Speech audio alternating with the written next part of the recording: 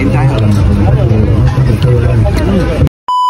Iba talaga ang kapangyarihan ng social media, no? Budol is real, ika nga. Uy, akala nyo si Ryan Gataway lang, ha? Idol ko yun. Yun, nandito kami ngayon sa may night market at gusto namin kumain ng shabu-shabu. Dahil namimiss na rin namin kumain nito at nakita nyo naman at napakasarap. Beef nga pala in-order namin. Kaya napasugod kami dito sa night market para kumain netong pinakamasarap at pinipilahan ng mga Pilipino at kinakainan ng lahat dito sa may Nancy Kaohsiung. At syempre, kung OFW ka dito sa Nancy Kaohsiung, malalaman mo to dito sa may night market. Kita nyo naman at napakadaming sahog, napakasarap, napakalasa at ibang iba dun sa typical na shabu-shabu.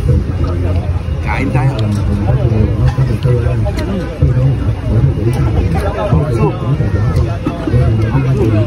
Sabi naman ang kanin.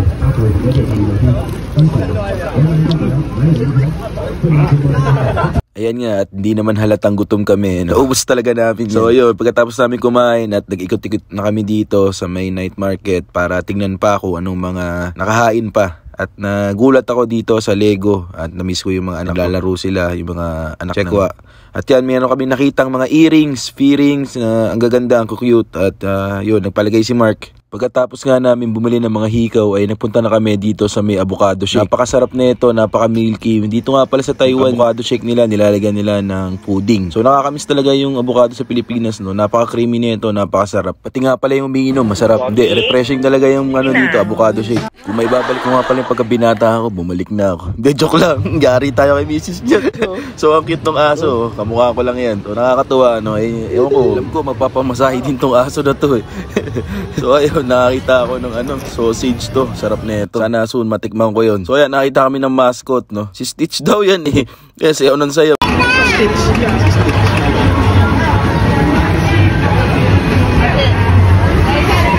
Sabi ko, nakakita kami ng ukay-ukay. Iba talaga ang kapangyarihan ng mga kaibigan, no? Budol is real, no? Pag sinama mo, mapapagastos talaga yung mga yan. Mamaya, meron dyan magsasabi, sana di na lang ako sumama, no? Tara, pagastos ako. Hindi, ganyan lang talaga yung mga bilihan na mura dito sa night market. Pagka gusto mo makamura at gusto mo makatipid, bumili ka ng ukay. Halagang 100 NT, pasok ka sa budget. So, yun lang yun. Yan talaga yung libangan na puntahan namin mga OFW dito. Yun, may nakita akong sapatos parang bangka na. Pero mas nagulat ako dito ulit na pinuntahan ko nga pala doon sa una kong vlog, itong pusit na napakalaki naman.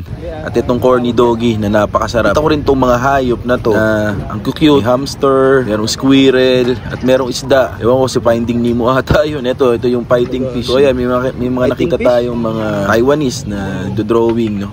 So ayun guys, maraming salamat sa makakapanood nito at sana i-follow nyo po ako, i-like nyo po yung page ko. Yun lang, finish na!